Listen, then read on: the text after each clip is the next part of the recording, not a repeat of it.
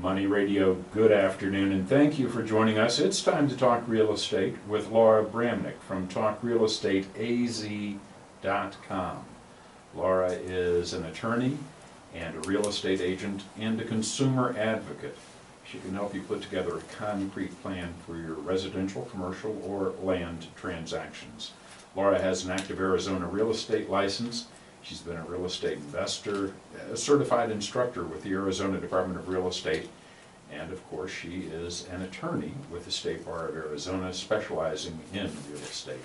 For more information, 480-624-2705, 480-624-2705, or visit the website, TalkRealEstateAZ.com.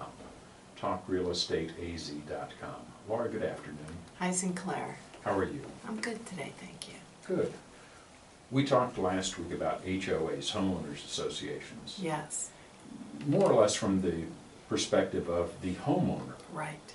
And there are a lot of things a homeowner really needs to be careful of and aware of when it comes to dealing with an HOA. Yeah, and you know, a lot of times things will go along pretty smoothly for a while, and then all of a sudden something will change. Either the makeup of the board will change, the management company will change, and then, you know, I start to get calls from homeowners that they're, you know, they think harassed. And it may not even be that the homeowner has done anything differently, Right. but something has affected the HOA. Right, correct. And it can be the rules may have changed. It can be they're a little more diligent about trying to collect on past dues and assessments. You know, maybe they're getting aggressive and pursuing people legally. So there's just all kinds of things that can happen. You know, the board of directors are usually volunteers, except for the manager or management company. They're usually paid. And it's their job to abide by the rules and regulations, you know, and enforce them. And I think, you know, some enforce them aggressively and some don't, but they have to collect those dues or they're not going to have money to run the Homeowners Association. So what does the board of directors need to be particularly aware of? And you said last week it's not a particularly well-regulated area. No, it's not. There are certain things that are regulated in terms of what they can charge when a property is being transferred, because they have to supply the title company with a lot of information.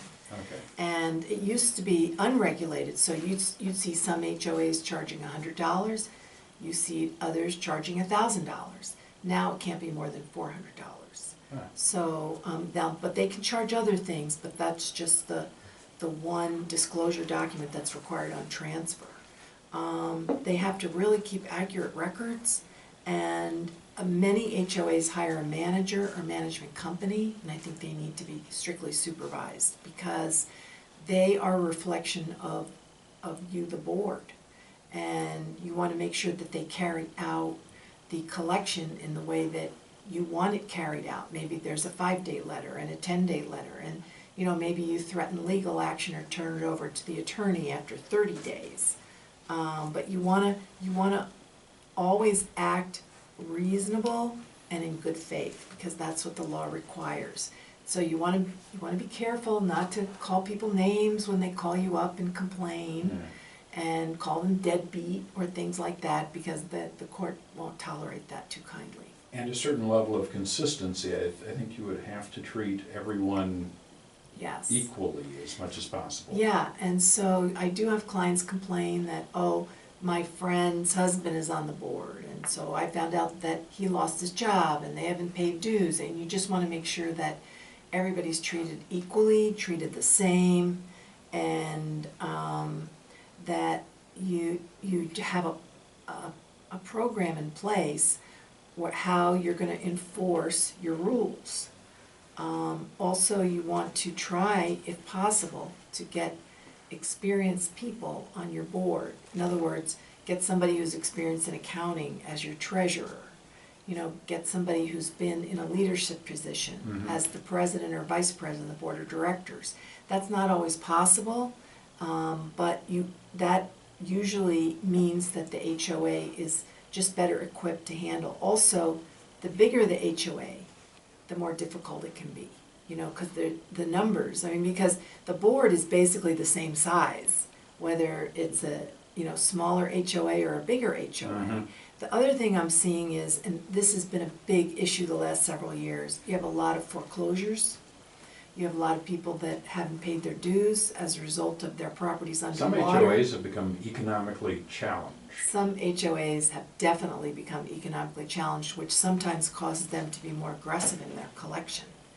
And I do represent 2 HOAs, and so But you also can represent the homeowners. I do represent homeowners, just not in the HOAs where I represent the board of directors. You just can't represent a homeowner in the same area as the HOA itself. Right, and when I represent a board of directors, I really like to educate them and get your process in place and get to know the homeowners who are delinquent. You know, Mhm. some of them may have paid all along for years, may have had a medical issue or a bump in the road.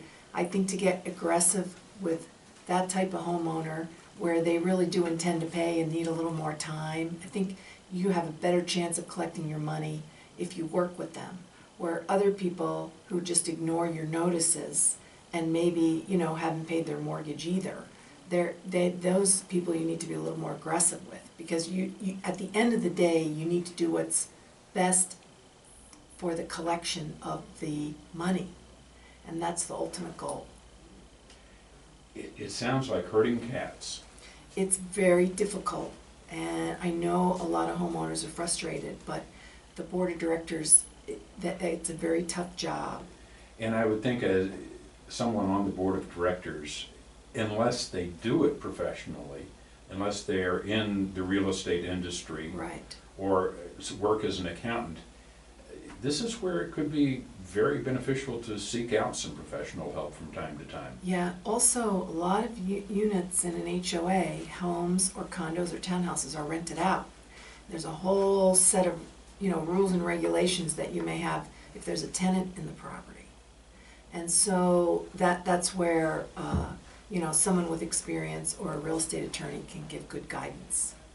Well, I know that you always give good guidance, whether you're representing the board of directors of a homeowners association or the homeowners themselves. Yes.